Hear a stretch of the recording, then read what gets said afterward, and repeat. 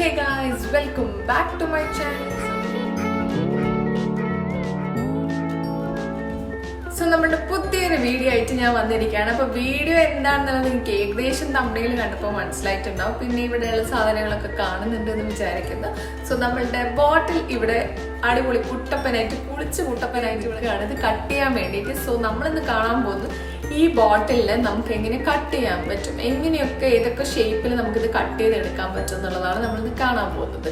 So ഒരുവിധം ഒത്തിരി പേരൊക്കെ ചെയ്തിട്ടുണ്ട്, പക്ഷേ നമ്മൾ ആദ്യമായിട്ട് ചെയ്യുന്നൊരു വീഡിയോ ആണ്.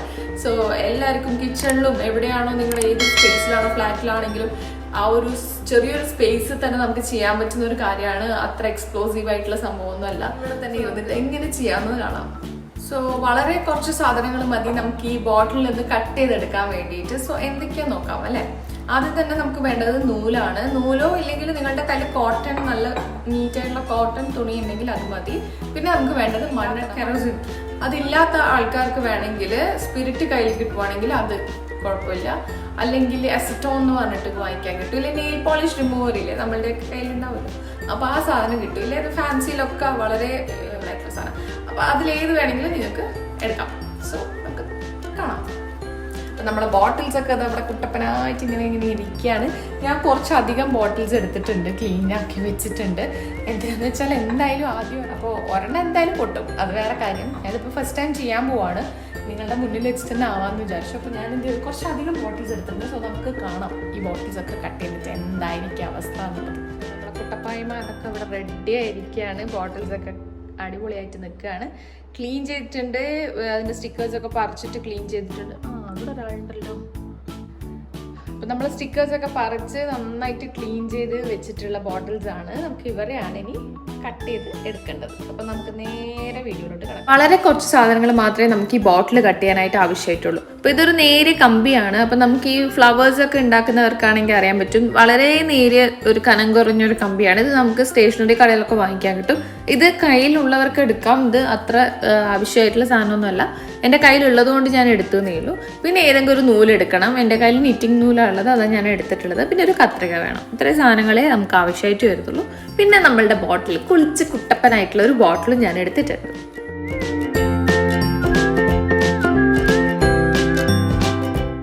ആദ്യം തന്നെ ആ ബോട്ടിലിന് ചുറ്റും നമുക്ക് ഈ നേരിയ കമ്പി കെട്ടിക്കൊടുക്കാം. കമ്പി കെട്ടുന്നതിനെ കൊണ്ടുള്ള യൂസ് എന്താന്ന് വെച്ചാൽ അതിന് ചൂട് പെട്ടെന്ന് എടുക്കും. അപ്പോൾ അതുകൊണ്ട് തന്നെ നമുക്ക് ആ ബോട്ടിൽ പെട്ടെന്ന് കട്ട് ചെയ്ത് കിട്ടാനുള്ള ചാൻസ് ഉണ്ട്. അപ്പോൾ ഈ നേരിയ കമ്പി കയ്യിലുള്ളവർ മാത്രം എടുക്കുക കേട്ടോ. ഇല്ലെങ്കിൽ വെറും നൂല് വെച്ചിട്ട് ജസ്റ്റ് എവിടെയാണോ നിങ്ങൾക്ക് വേണ്ടത് അവിടെ ഒന്ന് കെട്ടിക്കൊടുത്താൽ മാത്രം മതി. അപ്പം ഞാൻ ആ ഒരു ഗ്രൂപ്പ്സ് അവിടെ ഉള്ളിടത്തിൽ തന്നെ ഈ കമ്പി ഒന്ന് ചുറ്റിക്കൊടുക്കുകയാണ്, നന്നായിട്ട് ടൈറ്റ് ആക്കി കൊടുക്കുകയാണ്. കാരണം നമ്മളെ നൂല് ചൂടാകുമ്പോൾ പെട്ടെന്ന് ഈ കമ്പിക്ക് ചൂട് തട്ടിയിട്ട് ബോട്ടിൽ കട്ടാവാൻ പെട്ടെന്ന് സഹായിക്കും. അപ്പം അതുകൊണ്ട് നമുക്ക് നന്നായിട്ട് അതൊന്ന് ചുറ്റിക്കൊടുക്കാം. ഏത് ഡിസൈനിലാണോ നിങ്ങൾക്ക് വേണ്ട ആ ഒരു രീതിയിൽ. ഇപ്പം ഞാൻ ഈ ഒരു ഗ്രൂപ്പ്സിന് കണക്കായിട്ടാണ് ചെയ്തിട്ടുള്ളത്. അപ്പോൾ നമുക്കത് കറക്റ്റായിട്ട് കട്ട് ചെയ്ത് കിട്ടുമല്ലോ. അപ്പം അതിന് വേണ്ടിയിട്ടാണ് ഞാൻ ആ ഒരു ലെങ്ത്തിൽ എടുത്തിട്ടുള്ളത്. ഇനി അതിന് ശേഷം നമുക്ക് അതിന് ചുറ്റുമായിട്ട് ഈ ഒരു വൂളൻ നൂല് വെച്ചിട്ട് ജസ്റ്റ് ഒന്ന് ചുറ്റിക്കൊടുക്കാം. അപ്പം നല്ല ടൈറ്റ് ആക്കിയിട്ട് തന്നെ ചെയ്ത് കൊടുക്കണം. പിന്നെ നല്ല കട്ടിയിലും ഒരു സിംഗിൾ റൗണ്ടൊന്നും ചെയ്താൽ പോരാ, ഒത്തിരി പ്രാവശ്യം ഇത് റോൾ ചെയ്ത് കൊടുക്കണം.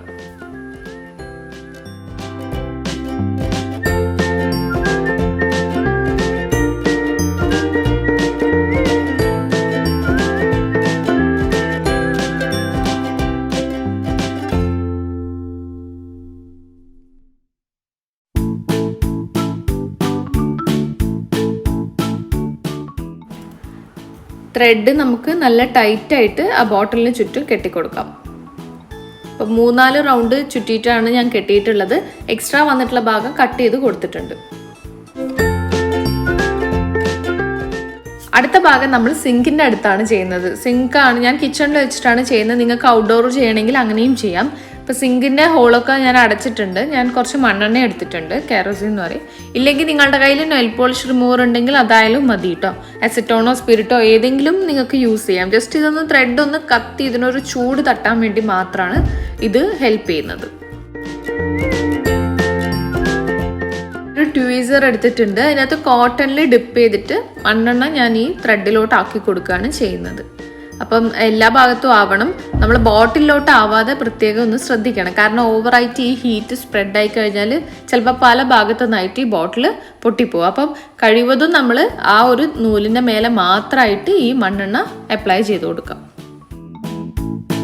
അപ്പം നമ്മൾ മണ്ണെണ്ണയൊക്കെ നന്നായിട്ട് തേച്ച് പിടിപ്പിച്ചിട്ട് ഓവറാവാൻ പാടില്ല കേട്ടോ. കാരണം എന്താ വെച്ചാൽ ഇത് തീ കത്തുമ്പോൾ ഇതിൻ്റെ അംശങ്ങൾ കൂടുതലായി, മണ്ണെണ്ണയുടെ അംശം കൂടുതലായി കഴിഞ്ഞാൽ ഇത് താഴത്തേക്ക് ഉറ്റാൻ തുടങ്ങും. അപ്പോൾ അത് ഭയങ്കര ബുദ്ധിമുട്ടാണ്, ബോട്ടിലിൻ്റെ എല്ലാ ഭാഗത്തായിട്ട് കത്താൻ തുടങ്ങും.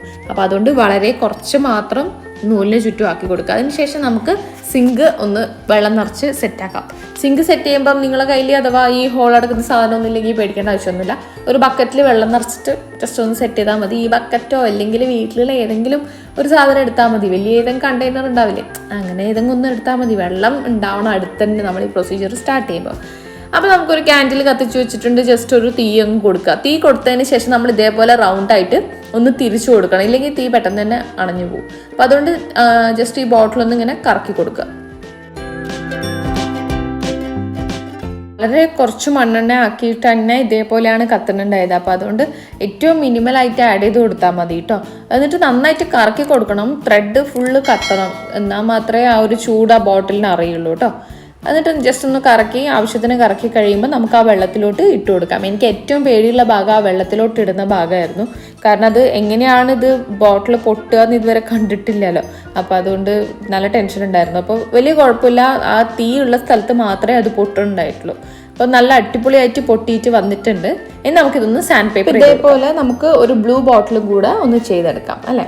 അപ്പോൾ ബ്ലൂ ബോട്ടിലിൻ്റെ സെൻറ്ററിലായിട്ടാണ് ഞാൻ ഇതേപോലെ തന്നെ നൂല് കെട്ടിക്കൊടുത്തിട്ടുണ്ട്. നേരത്തെ ചെയ്ത എല്ലാ പ്രൊസീജിയേഴ്സും ഒന്നും കൂടെ ചെയ്തിട്ടുണ്ട്. പിന്നെ കുറച്ച് കെറോസിൻ മണ്ണെണ്ണ കുറച്ച് ഞാൻ അതിൻ്റെ മുകളിലായിട്ട് ആക്കി കൊടുക്കുന്നുണ്ട്. എന്നിട്ട് നമുക്കിതൊന്ന് തീയിലേക്ക് കാണിച്ചു കൊടുക്കാം.